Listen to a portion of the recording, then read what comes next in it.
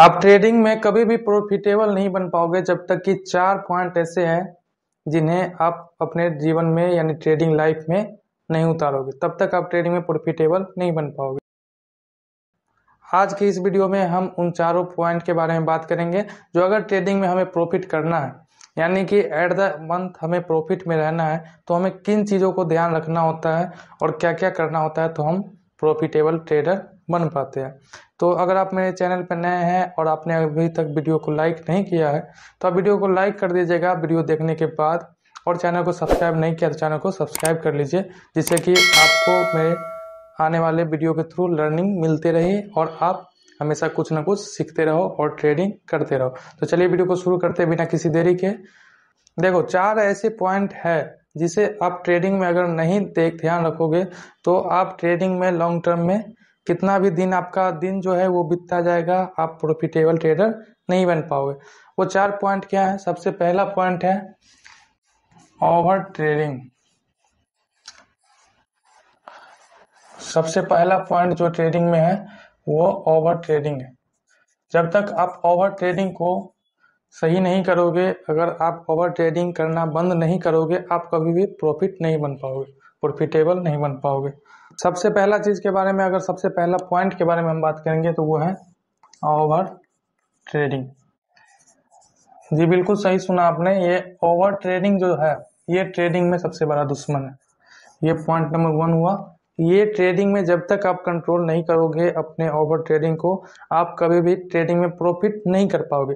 आप मान लो प्रॉफिट करते जरूर होंगे, आप 20% एक्यूरेसी के साथ, 50% एक्यूरेसी के साथ भी आप ट्रेडिंग कर रहे हो।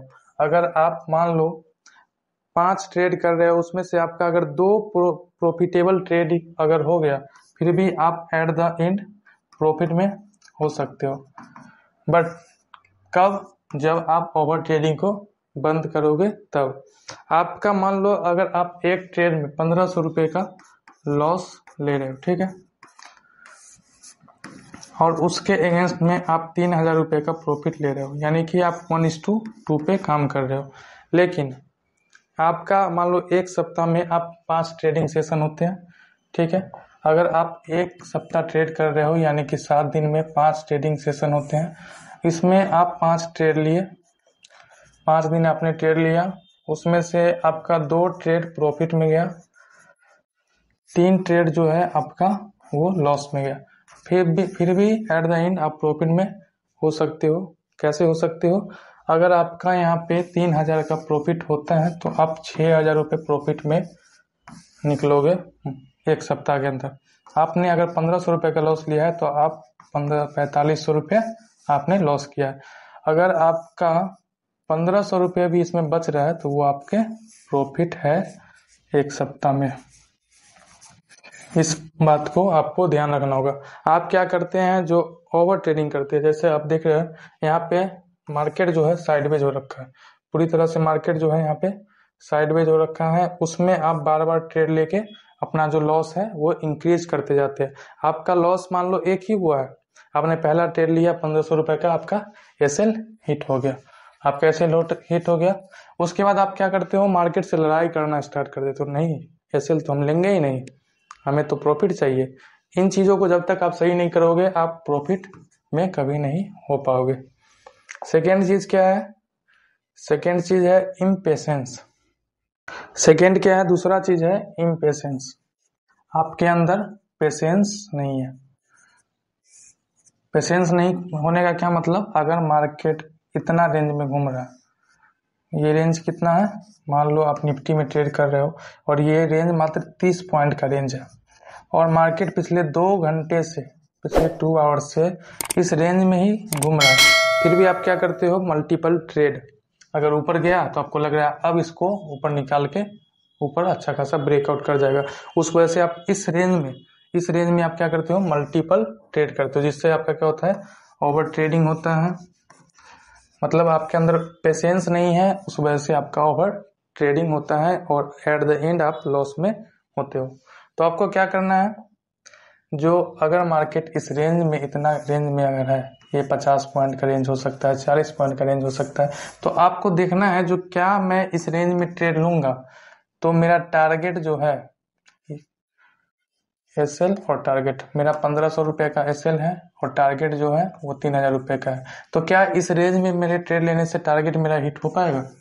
इस चीज़ को आपको ध्यान देना, ये चीज़ आप ध्यान नहीं देते हो तो कभी नहीं इसमें आपका टारगेट हिट हो पाएगा। एसएल आपका जरूर हिट होगा। क्यों एसएल हिट होगा? जो आपका 1500 का ये एसएल है तो थीटा डीके से भी आपका जो है वो एसएल हिट हो जाएगा। आप ऑप्शन में अगर ट्रेडिंग करते हो तो आपका जो प्रीमियम है वो पिघलता है। आपका जो प्रीमियम है वो दोनों तरफ, दोनों साइड का वो जो है एक्सपायरी आते आते घटते रहता है। उस वजह से आपका एसएल जरूर हिट होगा लेकिन आपको टारगेट नहीं मिलने वाला है। तो आप मत लो ना इस रेंज में ट्रेड, आप एक रेंज को एवॉइड करो।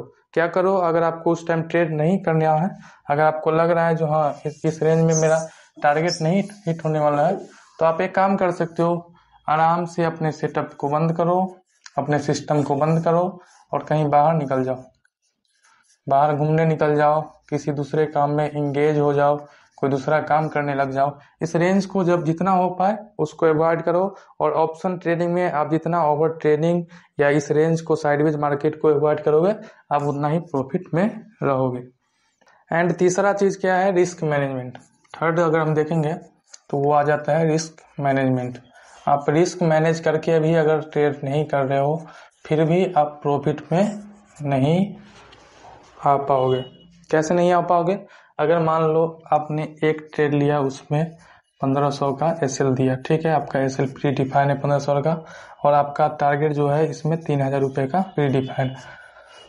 तो आपको पता है जो मेरा कितना भी कुछ हो जाए, मार्केट ऊपर 500 पॉइंट चला जाए, 500 पॉइंट नीचे आ जाए, मेरा जो एसएल है वो मात्र 1500 रुपये का ही जाने वाला है। इससे ज़्यादा हम मार्केट को नहीं देने वाले हैं।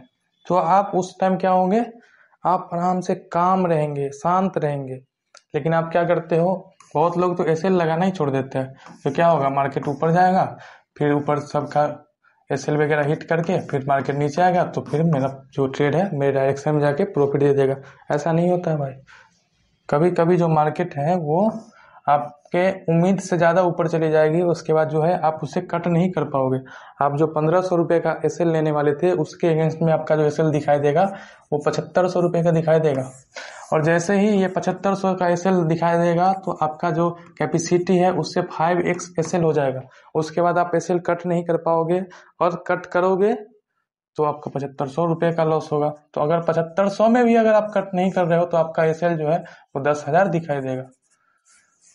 तो इस वजह से आपका बड़ा लॉस हो जाएगा। फिर आप उसे रिकवर करने के लिए ओवर ट्रेडिंग, फिर से रिवेंज ट्रेडिंग, इन सारी चीज़ों के चक्कर में पड़ते हो तो आप प्रॉफिट नहीं कर पाते हो। फोर्थ क्या है? सबसे main position sizing. Position sizing को भी हम इग्नोर नहीं कर सकते हैं। पोजीशन साइजिंग क्या होता है? जो आप एक ट्रेड में अगर एक लॉट से रोज ट्रेड कर रहे हो तो आप एक लॉट से ही ट्रेड करो। एटलीस्ट इसे 2 मंथ 3 मंथ रेगुलर करो।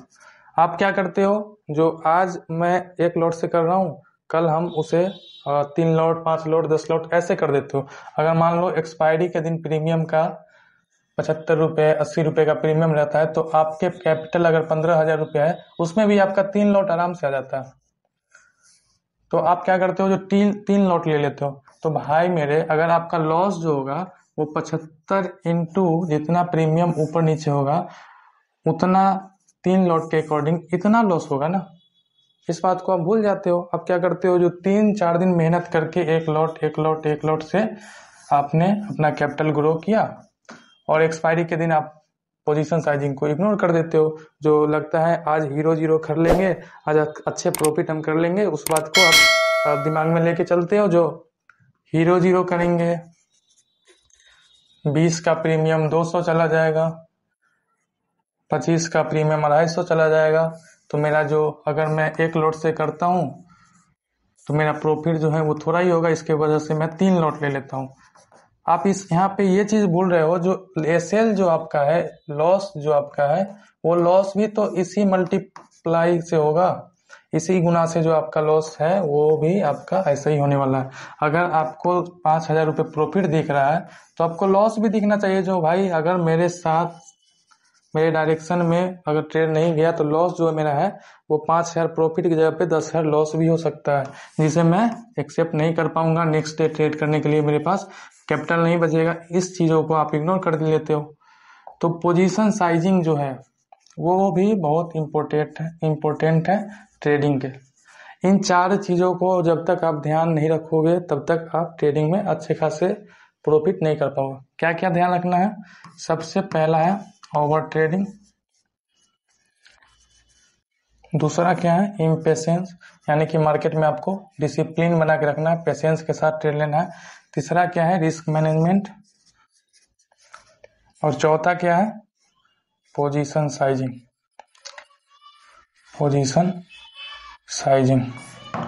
इन चारों पॉइंट को आपको हमेशा ध्यान रखना है, तब जाके आप अच्छे लेवल पे अपने कैपिटल को ग्रो कर पाओगे और आप शांत रह पाओगे। अगर आप रिवर्स ट्रेडिंग करते हो, अगर आपका लॉस होता है तो आप क्या करते हो? साइकोलॉजी आपका इफेक्ट होता है, आपका साइकोलॉजी इफेक्ट होता है। उस वजह से जो है आप सही से ट्रेड नहीं कर पाते हो। उस वजह से आपका जो है रिस्क लेने का जो एपेटाइट होता है, आप कितना रिस्क लेने में सारे भूल जाते हो। सारे रूल नियम, इन सारे कंडीशन को आप भूल के उसके बाद अंधाधुंध ट्रेडिंग स्टार्ट कर देते हो। अंधाधुंध ट्रेडिंग का क्या मतलब? कितना भी लॉट ले रहे हैं, कितना भी लॉस दे रहे हैं, ओवर ट्रेडिंग कर रहे हैं। लेना एक ट्रेड था, ले रहे हैं 40 50 ट्रेड। अगर आप भी कभी ऐसा किए हैं 30 ट्रेड 40 ट्रेड तो कमेंट करके जरूर बताइएगा। हमने ऐसा बहुत बार किया है, तब जाके हमें पता है, तब जाके हम अब अपने डिसिप्लिन को बना पा रहे हैं, गलतियों को सुधार रहे हैं, तब जाके हम प्रॉफिट में रहते हैं। तो इन चीज़ों को अगर आपने किया है, झेला है, तो कमेंट जरूर कीजिएगा। तो इन चीज़ों को आपको नहीं करना है। 4 चीज़ों जो मैंने बताया है, risk management, over trading, position sizing और इम्पेशेंस, मतलब डिसिप्लिन में रह के ट्रेड करना है। इसको ध्यान रखना है, तब जाके आप प्रॉफिट में आ पाओगे और जरूर आ पाओगे। 2-3 महीने आप बस इसे करके देखो, आप प्रॉफिट जरूर कर पाओगे। बाकी मिलते हैं किसी दूसरे वीडियो में। अब अगर आपने अभी तक मेरे चैनल को सब्सक्राइब नहीं किया है तो प्लीज़ सब्सक्राइब कर लो। हम बहुत सारे लॉन्ग वीडियो लेके आने वाले हैं और अच्छे वीडियो लेके आने वाले हैं, जिससे आपको लर्निंग मिले। साथ ही हम लाइव ट्रेडिंग भी करने वाले हैं, तो साथ में मिलके आप मेरे साथ ट्रेड करोगे तो ट्रेडिंग के पीछे का साइकोलॉजी आपको समझ में आएगा। उसके लिए भी आप सब्सक्राइब कर लो, करके वीडियो को लाइक कर दीजिए, क्योंकि मेहनत लगती है। बाकी ट्रेडिंग करते रहिए। नमस्कार।